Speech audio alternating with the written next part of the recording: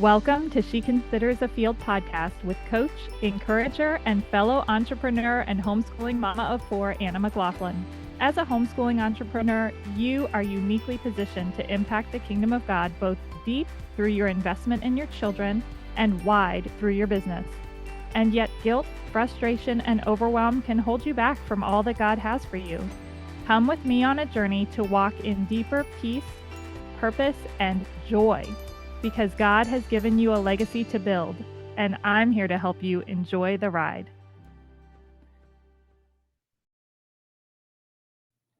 Hello, friends. Welcome to another episode of She Considers a Field. So I missed the mark last episode. It was our 20th episode, and I didn't even realize it. I was so excited about having just been out of town and coming back to you guys and getting to connect with you, talk to you again, that I forgot all about this milestone. We made it. We have hit almost half a year of conversation together, and I'm beyond humbled and grateful that you have chosen to spend some of your time with me. It's not wasted on me. I hold it very valuable, and this is your time. If there's anything that I can do to serve you more deeply, if you have a prayer need, if you have a need of some encouragement, if you're looking for some deeper support, let me know.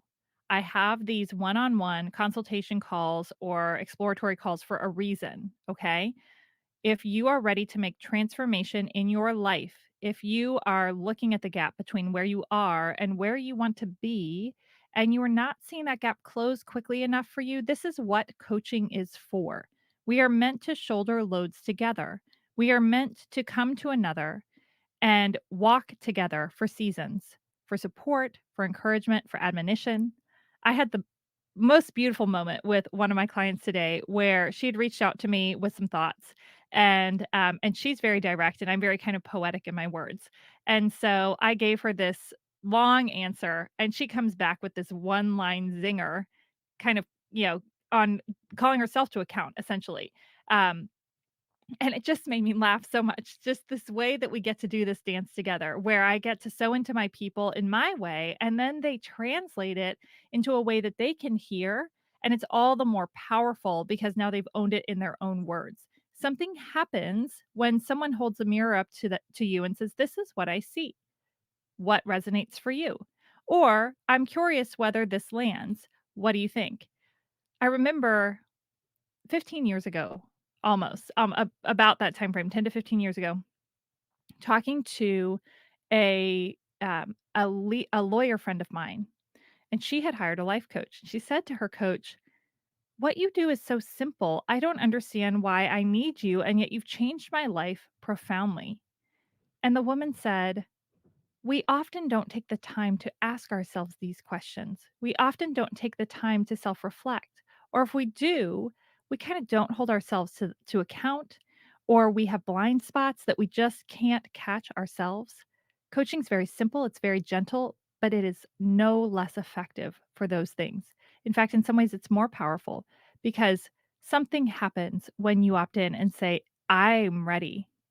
I'm ready for change. I'm ready for transformation. I'm ready for it in my marriage. I'm ready for it with my friend group. I'm ready for it in my vocation. I'm ready for it in my finances." I went a season without a coach. I was in a group coaching program, but I didn't have one on one coaching.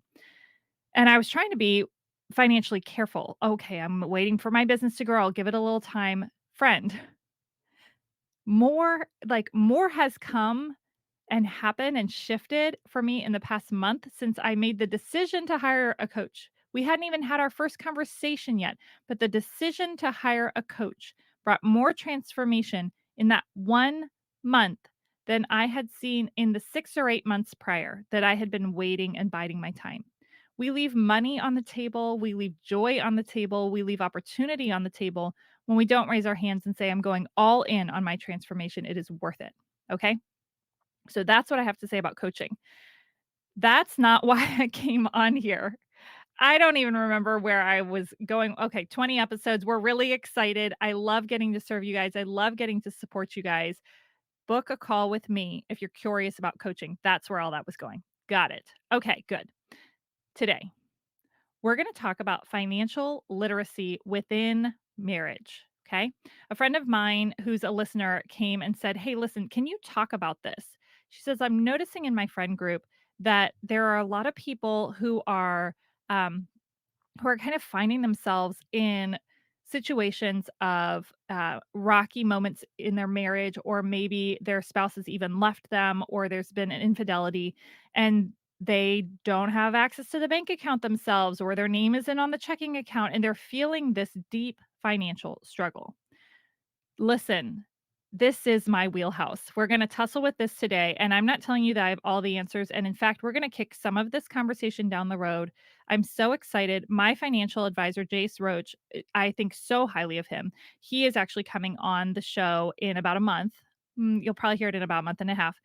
And he's going to lead us through a deeper dive of what are some financial tools that we need to have in place. So you might get a little preview of that conversation today, and then but we're talking more about kind of the mindset around how do we manage this two becoming one and yet still have a sense of autonomy or security or comfort in our finances.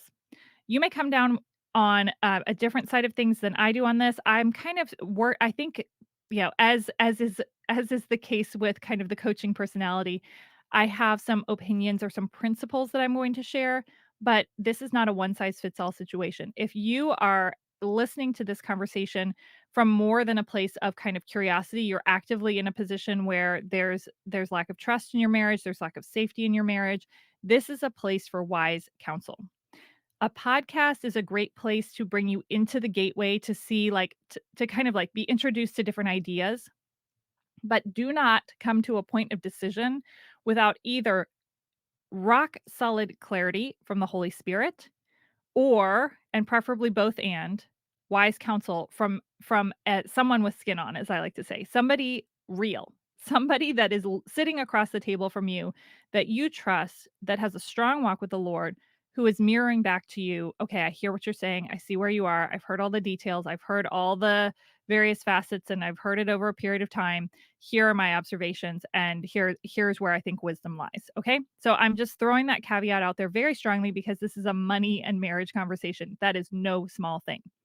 When Brian and I were getting married, our pastors who married us, we had a husband and wife who married us, which was really sweet because we got premarital counseling from both perspectives. So wonderful. And they said the things you're going to argue about are, I think I forget how many C's there were, but it was one of them was essentially extended family, and I forget what the C was for that. Chi and then children, copulation, which was your intimate life, and then, cash. And man, if you have not had a fun marriage moment over money, tell me your secret, because that's a shocker right there. This is one of those hot button issues. There's a reason that Christ spoke about money so much in the scriptures. It's one of the most talked about conversations, okay? So, this question of financial literacy in marriage, and really kind of the tagline that I currently have for this episode, we'll see if it stays this way, is it okay to have your own bank accounts? The tension in this conversation is two are becoming one flesh. That is spiritually, biblically, legally what is happening. And this is a fallen world. So if there is anything that smacks of addiction or broken trust, the impact on the finances of either party, but especially the one betrayed, can be quite profound. So here is our dance. We are called to unite. We are called to, as they say proverbially, kind of lock the door from the outside. We are called to burn all the boats. If you haven't heard the wonderful adage about, I think it was some sort of um, South American, this explorer comes to South America and they're going to take the land. And the first thing that he does in the face of this upcoming battle is they burn all the boats. He's like, okay, now there's nowhere to go, right? We have to conquer or die. And so we need to go all in with our marriages and say, I fully entrust my heart, soul, body, pocketbook, mind, future to this union. And I recognize that you are a fallen human being and I am a fallen human being, and we have the power to hurt each other. So I'm gonna share with you our particular decision in our marriage around this idea of, do you have separate bank accounts? Do you have separate finances, or do you not? And then I'm gonna go a little bit deeper to say, well, how could it look in a different setting? So for Brian and I, part of the becoming one was to combine our finances. So we have one checking account. We have one, and we not necessarily only one, but we have a joint checking account. We have a joint investment account. We have retirement accounts in our own names, but they're kind of connected together because we have done what's called a self-directed IRA, where we actually own houses in our retirement accounts, which is a really cool thing. So if you have any questions about that as a financial tool, first of all, we can talk about it when Jace is here. And second of all, I'm happy to answer any questions for you on that piece. That's just an aside. Everything that we have by and large is united, with the exception of our business account. Like, I have a business account for the work I do with She Considers a Field in Modere, and that bank account, his name is on the account, and then I pay that into our family because it's a separate account. Same with our real estate stuff. So we are all up in each other's business. Now, for us, because this is our heart's calling, and because financial stewardship is such a big part of our passion in our work with the kingdom, is like, how can we help people have healthy financial stewardship? How can we grow in building legacy and all of that? We talk about this stuff all the time. We co labor well. We started these conversations before our marriage, and it has always been by and large a very safe place for us. Just yesterday, we went out on a date night, and we really dug into our financial position and made some decisions. And literally, I'm talking y'all, like, we were looking at our, $6 what's it called? Paramount Plus subscription. And we decided to cut that. Like, we were going for it. We're just trimming down the fat, and we're really focusing on giving our money value right now. That doesn't mean these conversations have always been easy. We have had seasons that have been very tight financially, but our values have been well aligned from the beginning, and neither one of us was very spendy. One of the first things that caught my eye about my husband was when I went into his, I think I've shared this in here before. When I went into his townhome, he still had the big box circa 1990s television in 2009. The only other person who still had the big box television and a VCR, thank you very much, in 2009 was myself. I was the only other one I knew that had all of that still. He has not been a big spender, neither have I. Okay, so that's how we've done it. We just put everything together, and we've kind of taken the burn all the boats perspective. Okay, there is enough of a history, of a track record of trust and respect in the realm of finances that we have been able to do that. Now, I'm going to speak to the other side without personal experience, but with a lot of front row seat experience, where I've kind of walked with fellow sisters in Christ who have walked through this, and with my background in recognizing the need to set boundaries in other areas. My own story of having spent a lot of time in recovery circles and Al Anon circles, and really having a heart for the idea of this dance of, yes, we become one flesh, but we are still separate individuals. Okay. And there have been times in our marriage where we have each had to set boundaries with the other and say, if you talk to me that way, I'm going to leave the room. Or if you speak to me in that tone, because I came from a non-Christian home. I didn't see healthy conflict. My husband's story is different, but he also saw a certain kind of way of working through things that was very different from mine. And so through all of that, we've had to set these marks of just like, hey, here's what I'm okay with, and here's what I'm not. As a principal, you get to set boundaries in your marriage. It is acceptable for you to have a self, and for you to express what that self needs, as far as safety, as far as honor, as far as protection. Okay. This is different from preference. If you, for example, so my love language is gifts. I love a well thought out gift. That's not my husband's gifting. Okay. And so I choose to hear him love me well when he gets something that he really tried to think through. And sometimes he hits the mark and sometimes not quite so much. I choose to see his love for me through his service. Okay. This is the preference is a different conversation. I don't have a right to a certain kind of Christmas present. Okay. But I have a right, and we can get, I mean, I understand some of you guys are probably like, you have no rights. Okay. Well, so as a blood bought child of God, it is acceptable for me to say, if you cannot speak to me in a kind tone, this conversation will end. Okay. And this is a deeper thing. I just had this wonderful podcast interview yesterday with a woman named Tanya Joya. You are going to love her. We had a conversation about addiction and recovery and boundaries within marriage that's going to blow your mind. That's coming in July. Okay. So we talked yesterday, but we are actually we can think as women of Christ, oh, I need to be nice, I need to turn the other cheek, I need to let it all go.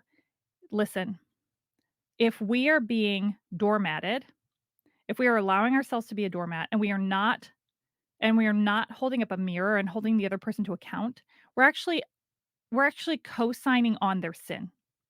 We are allowing them to abuse us. Ooh, okay. Okay, with all compassion, with all love, if you are allowing someone to abuse you because you are not willing to say that doesn't feel good, then you are putting fear of man over fear of God. You have work to do in the kingdom. Your husband, your significant other, your children, whoever it is that is out of order in the way they are treating you, they are not your highest order relationship. It is the living God who has deemed you so valuable that he sent his son to the cross to die for you. Okay? Can we really do our work in the kingdom well if we believe that we deserve to be treated with degradation and cruelty? Okay? And to take it even a step further, if we co-sign on their sin and say your abuse is acceptable, then we actually are diminishing our, like, we're allowing them to be less. And I've got a guest that I'm talking to in a week or 2 that is really gonna help bring this point home. His name is Logan, and he has recovered from sex addiction, and he talks about this, that it was when his wife said, "If you if you deviate again from this expectation, if you're unfaithful again, I will take the boys and I will leave." And he said that was his moment of truth. That was the moment where he said, "Okay, I have to change or I'm losing all of this." We can actually call our significant other to account, and that is the moment of reckoning for them. Okay? Okay. So, when we are in these relational dynamics where there is a lack of safety and protection, there's a lack of desire or lack of ability to protect in the area of finances. You go to buy groceries at the grocery store and the balance is at 0 and there was $200 in the account the other day. He went out with his buddies and he blew the week's paycheck on dinner out, and he decided to buy appetizers for everybody. He drains down the savings to 0. He's kind of he's got a propensity for toys that don't really fit within the budget. Wise counsel, talk to someone with skin on, okay? Get clear reckoning with someone that you trust and be sure that you feel an alignment from the father that yes, this is permissible. I I believe that it is acceptable to have a separate bank account that your spouse does not have access to in that circumstance. I feel like I kind of look out to, I think of other times where I've needed to have boundaries in my own marriage and in larger relational contexts. And I feel like the work is as follows. This is a problem. Here is where I think we need to be. Okay? So that's the first step, is a conversation.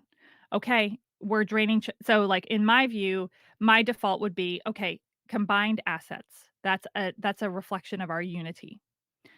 account gets drained, spending's out of order, things are not well balanced, it's creating stress. And Tanya and I talked about this in our episode, and I cannot wait for you guys to listen to it. But she talked about one of the ways that we can know that a boundary is needed, that we're kind of like trying to overcompensate for someone's addiction, because a spending issue can be an addiction. Okay. If we are spending money that we don't have, or spending our bank account down on things that we cannot afford, that can be an indication of an addiction. We're looking for that dopamine hit, that, oh, that felt so good to buy that thing. And then we go into the shame spiral. I shouldn't have done that. It should look different. I'm not going to do that again. And then we look for the hit again, that dopamine hit that feels so good when we spend that money. Listen, I'm going to be honest. Like, I feel that with Amazon sometimes.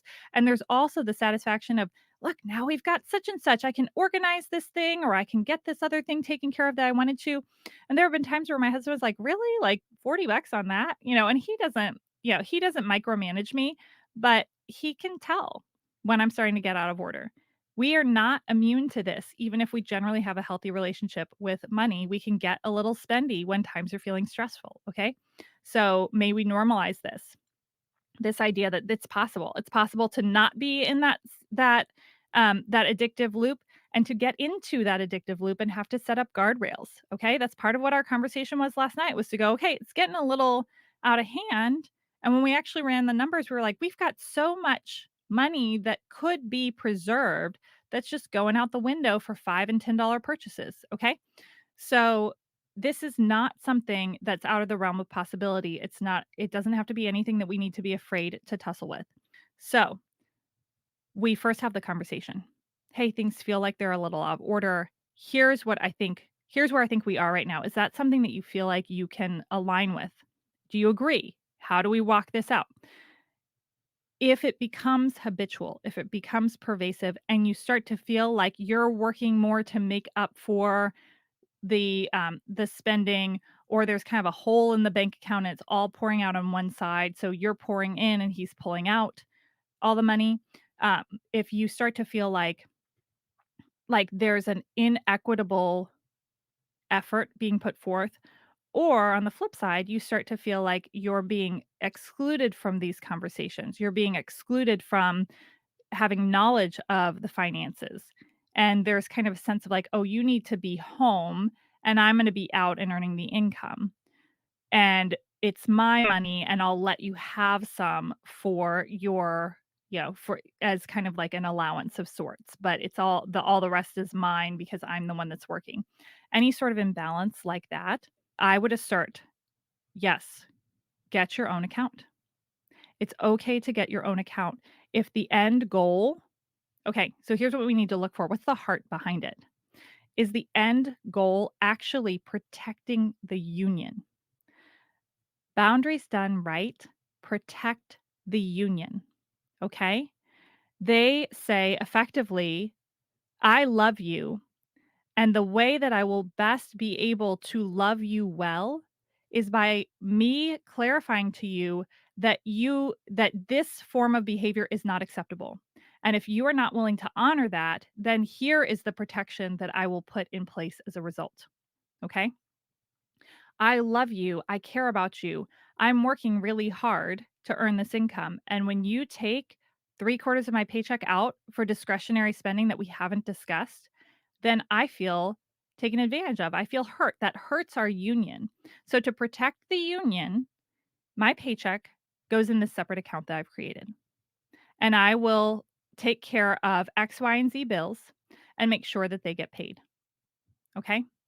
And creating that separateness can actually give room for a healthy union, because it says in this season, this doesn't feel like something that we're able to manage together.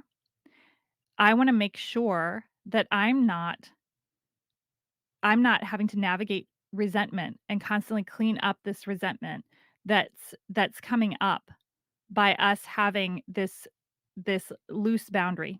And so I'm creating a firmer boundary for this season, and here is why. Because I love you and I care about you and I want to protect us. Okay? As a homeschooling entrepreneur mama, you are uniquely positioned to impact the kingdom of God both deep and wide. Isn't it time you partnered with a coach to help you close the gap between where you are and where you feel God calling you to go? As a veteran homeschool mama and seasoned entrepreneur and investor myself, I understand the unique challenges you face. And as a life coach, former lawyer, and woman of faith, I offer a unique combination of strategy, mindset, and spirit led discernment to help you identify your next steps. Click the link in the show notes now to schedule a free exploratory call. I would love to partner with you in taking your business and homeschool journey to the next level. Now, what do we do with that income? If there's any sort of concern around infidelity, around abandonment, or draining out a bank account to be able to like push money to the side or anything like that, that that is a high level abuse. Okay. We're talking about like those knock your breath out of you moments. How to navigate those they are so singular that we're gonna kind of like, it's not that there's nothing to speak to there. I'm gonna let the folks who have really wrangled with these issues come in and speak to that as guests on my podcast. Logan might be a good place for us to talk about that. I do wanna speak into one piece of that though. If there is a moment of significant betrayal. Okay, so if you're not there yet, but you're kind of like, I feel like something's out of order, I feel a lack of trust, I feel a lot of concern, this is where you get that wise counsel. Okay, you talk to somebody who can help guide you not only through the marriage piece, but also through the financial piece. Questioning what can I do to help support myself and my children if I end up in this situation? Okay. If you're far from that, where everything seems great, there's no problem, there's just these little money issues. That's where we're kind of like, okay, so we give permission to set boundaries, okay? Permission to set boundaries. The other piece that I would say, and this is kind of just the dance of marriage. We are called to unify. We are not called to abdicate, okay? So there are things that I do and things that my husband does, where if, heaven forbid, anything were to happen to him, there would be a significant gaping hole because he's the one who cooks the meals in our house. He's the one who squishes the bugs and who goes and checks the scary noises and a whole host of other things. Okay. I'm the one who schools the children. I'm the one who kind of organizes things and keeps the laundry going. And I do a lot of the vision casting for the family. We don't work as well apart. We just don't. Okay. That's as it was meant to be. So, if years from now you were to find yourself in a moment where you go, I I'm I'm bereft. He's gone. I never thought it would happen to me and here it is. May we not set up our lives with a pre-fearing kind of hypervigilance. What if he leaves? What if he betrays me? What if he passes away? I lived that way for a really long time. My dad was diagnosed very suddenly with cancer when he was 50 and became paralyzed by the chemo that saved his life. Changed everything for us. Okay, kind of ordinary broken home kid to this traumatic nightmare that just did not stop. And I married a man 16 or sorry, my dad was 16 years older than my stepmom. I married a man 14 years older than I. As his 50th birthday approached, I had so much fear. If he was late, I was terrified. Even before we got to the year that my dad got sick, okay? There was much I had to wrestle with to reach a point before the Lord where I said, "No matter what, I trust you, I'm all in, and I will not live afraid." Okay? So here's the dance of marriage. Friend, do not live afraid. Okay? Go all in, burn the boats, commit wholeheartedly to this union, and use wisdom and discernment. If you feel that there is any sort of control or shielding of money, or you feel like you're being doled out pennies, but that there's this kind of like over control, over management going on, seek wise counsel there. If there's a draining of the bank account and you feel like you're pouring it in and he's taking it out and there's an imbalance, seek counsel there. The way to maintain and or build, depending on where you are in the stage, a healthy union is to protect it, is to elevate the union above the opinions, preferences, and desires of the other person. That doesn't mean you're stepping over them and dismissing them. It's to say, I care about the health of our union more than your comfort. My husband and I have had many hard conversations over the years because we love our union even more than we love the comfort of the other person.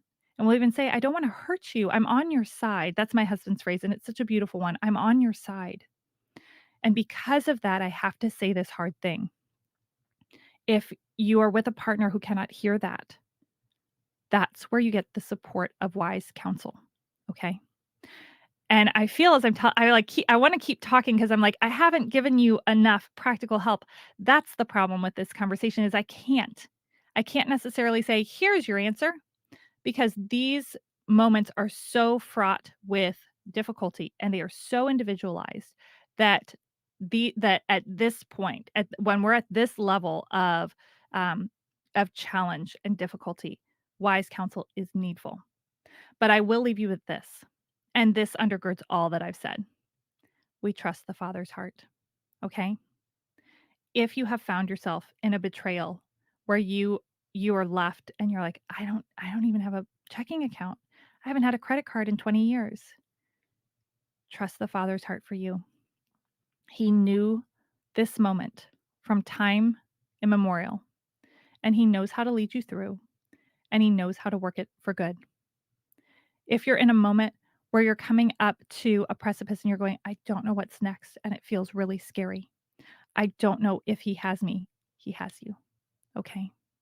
That's why he died. He lived it all for us as the perfect sacrifice, and he knows how to lead you to the other side of this moment. Okay. And if you're just in a wrestle where you're like, I feel like I need to grow, I have been abdicating to one who is taking power. I need to feel more like myself. I need to feel a sense of leadership. I need to feel a sense of responsibility. I need to feel like I know where some money can come from and I have a place where it can go. That's going to allow me to feel like I'm growing and like I'm stewarding well the gifts that he has given me. We're gonna talk about that a lot this summer. We're talking a lot about financial stewardship. We're talking a lot about how can we steward our money well? How can we steward our time well? How can we I did an episode a couple of weeks ago about how can we give ourselves a raise? You can check that one out, okay? You are not powerless. Boundaries are, when done with love, boundaries are a form of love and can be one of the most powerful forms of love to say, I hold you in such high regard and I hold what we have in such high regard that I am committed to protect it by calling you to account. So do not be afraid, friends, of setting some of these supports and protections in place for the good of the union. Okay? Lastly, oh, I should have brought this up earlier because it's so exciting. As we wrap up this conversation, I have to tell you such fun news. Next week's conversation is our very first interview. You will not want to miss it. It is with a wonderful friend of mine, Kaylee Weichbrot, and she is talking about, and this is actually perfect for what we've just been talking about. She is sharing with us the path to unshakable joy. I will give you this sneak peek, and I know you won't be able to wait to hear the rest. Kaylee's unshakable joy. She is walking in that joy in the midst of finding herself pregnant with a toddler while separated from her husband. If you can even imagine walking that road and the vulnerability that is required to show up in a way that is heartfelt and wholeheartedly submitted to the Lord in the midst of such a storm. You will not want to miss what she has to say coming next week. In the meantime, friends, let me know how I can support you, and you have got this. Thank you so much for joining us for this episode of She Considers a Field. If you found value in this episode, I would be so grateful if you would leave a review wherever you listen to your podcasts, and be sure to share with a friend who needs some encouragement on her journey today too. Until next time, remember, you've got this because he's got you.